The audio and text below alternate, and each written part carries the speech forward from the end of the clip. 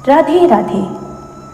कार्तिक मास की रमा एकादशी का महात्म्य। युधिष्ठिर ने पूछा, जनार्दन, मुझ पर आपका स्नेह है, अतः कृपा करके बताइए, कार्तिक के कृष्ण पक्ष में कौन सी एकादशी होती है?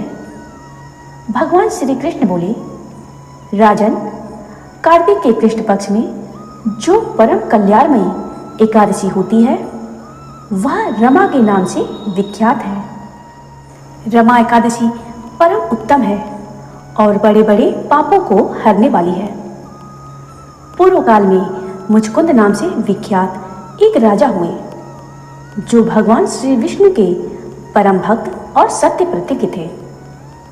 निष्कंटक राज्य का शासन करते हुए उस राजा के यहाँ नदियों में श्रेष्ठ चंद्रभागा कन्या के रूप में उत्पन्न हुई। राजा ने चंद्रसेन कुमार शोभन के साथ उसका विवाह कर दिया। एक समय की बात है, शोभन अपने ससुर के घर आए। उनके यहाँ दसवीं का दिन आने पर समूचे नगर में ढिंढोरा पिटवाया जाता था कि एकादशी के दिन कोई भी भोजन न करे, कोई भी भोजन न करे। यह डंके की घोषणा सुनकर शोभन ने अपनी प्यारी पत्नी चंद्रभागा से कहा, प्रिय, अब मुझे इस समय क्या करना चाहिए, इसकी शिक्षा दो। चंद्रभागा बोली, प्रभु, मेरे पिता के घर पर तो एकादशी को कोई भी भोजन नहीं कर सकता। हाथी, घोड़े, हाथियों के बच्चे तथा अन्यान्य पशु भी अन्न, घास तथा जल तक का आहार नहीं कर पाते। फिर मनुष्य एकादशी के दिन कैसे भोजन कर सकते हैं? प्राणनाथ, यदि आप भोजन करेंगे तो आपकी बड़ी निंदा होगी। इस प्रकार मन में विचार करके अपने चित्त को दृढ़ कीजिए। शोभन ने कहा, प्रिय, तुम्हारा कहना सत्य है। मैं भी आज उपवास करूंगा। दैव का जैसा विधान है वैसा ही होगा। भगवान श्री कृष्ण कहते हैं, इस प्रकार दृढ़ निश्चय करके शोभन ने व्रत के नियम का पालन किया। क्षुधा से उनके शरीर में पीड़ा होने लगी, अतः वे बहुत दुखी हुए। भूख की चिंता में पड़े पड़े सूर्यास्त हो गया। रात्रि आई जो हरि पूजा परायण तथा जागरण में आसक्त वैष्णव मनुष्यों का हर्ष बढ़ाने वाली थी, परंतु वही रात्रि शोभन के लिए अत्यंत दुखदायी हुई। सूर्योदय होते होते उनका प्राणांत हो गया। राजा मुचकुंद ने राजोचित काष्ठों से शोभन का दाह संस्कार कराया।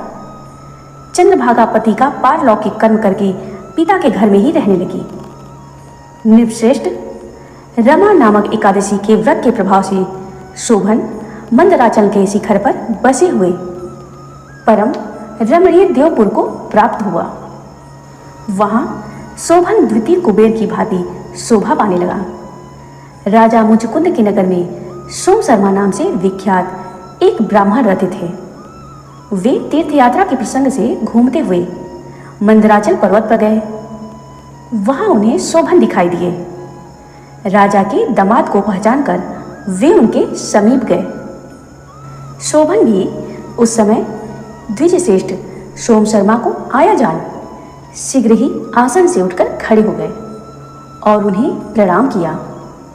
फिर क्रमशः अपने ससुर राजा मुचकुंद का, प्रिय पत्नी चंद्रभागा का तथा समस्त नगर का कुशल समाचार पूछा।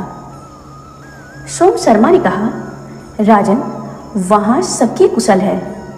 यहाँ तो अद्भुत आश्चर्य की बात है। ऐसा सुंदर और विचित्र नगर तो कहीं किसी ने भी नहीं देखा होगा।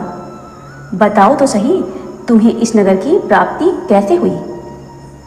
शोभन बोले, द्विजेंद्र, कार्तिक के कृष्ण पक्ष में जो रमा नाम की एकादशी होती है उसी का व्रत करने से मुझे ऐसे नगर की प्राप्ति हुई है। ब्राह्मण, मैंने श्रद्धाहीन होकर इस उत्तम व्रत का अनुष्ठान किया था, इसीलिए मैं ऐसा मानता हूँ कि यह नगर सदा स्थिर रहने वाला नहीं है।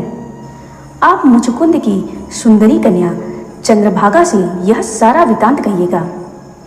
शोभन की बात सुनकर सोम शर्मा ब्राह्मण मुचकुंदपुर में गए और वहां चंद्रभागा के सामने उन्होंने सारा वृतांत कह सुनाया। सोम शर्मा बोले, शुभे, मैंने तुम्हारे पति को प्रत्यक्ष देखा है तथा इंद्रपुरी के समान उनके दुर्धर्ष नगर का भी अवलोकन किया है। वे उसे अस्थिर बतलाते हैं, तुम उसको स्थिर बनाओ। चंद्रभागा ने कहा, ब्रह्मर्षि, मेरे मन में पति के दर्शन की लालसा लगी हुई है। आप मुझे वहां ले चलिए, मैं अपने व्रत की पुण्य से उस नगर को स्थिर बनाऊंगी। भगवान श्री कृष्ण कहते हैं, राजन, चंद्रभागा की बात सुनकर सोम शर्मा उसे साथ ले मंदराचल पर्वत के निकट वामदेव मुनि के आश्रम पर गए। वहां ऋषि के मंत्र की शक्ति तथा एकादशी सेवन के प्रभाव से चंद्रभागा का शरीर दिव्य हो गया तथा उसने दिव्य गति प्राप्त कर ली। इसके बाद वह पति के समीप गई। उस समय उसके नेत्र हर्षोल्लास से खेल रहे थे। अपनी प्रिय पत्नी को आई देख शोभन को बड़ी प्रसन्नता हुई। उन्होंने उसे बुलाकर अपने वाम भाग में सिंहासन पर बिठाया। तदनंतर चंद्रभागा ने हर्ष में भरकर अपने प्रीतम से यह प्रिय वचन कहा, नाथ, मैं हित की बात कहती हूँ, सुनिए। पिता के घर में रहते समय जब मेरी अवस्था 8 वर्ष से अधिक हो गई, तभी से लेकर आज तक मैंने जो एकादशी के व्रत किए हैं और उनसे मेरे भीतर जो पुण्य संचित हुआ है, उसके प्रभाव से यह नगर कल्प के अंत तक स्थिर रहेगा तथा सब प्रकार के मनोवांछित वैभव से समृद्धशाली होगा। श्री कृष्ण भगवान कहते हैं, नृपश्रेष्ठ, इस प्रकार रमाव्रत के प्रभाव से चंद्रभागा दिव्य भोग, दिव्य रूप और दिव्य आभरणों से विभूषित हो अपने पति के साथ मंदराचल के शिखर पर विहार करती है। राजन, मैंने तुम्हारे समक्ष रमा नामक एकादशी का वर्णन किया है। यह चिंतामणि तथा कामधेनु के समान सब मनोरथों को पूर्ण करने वाली है। जो मनुष्य एकादशी व्रतों का महात्म्य सुनता है, वह सब पापों से मुक्त हो श्री विष्णु लोक में प्रतिष्ठित होता है। जय श्री कृष्ण।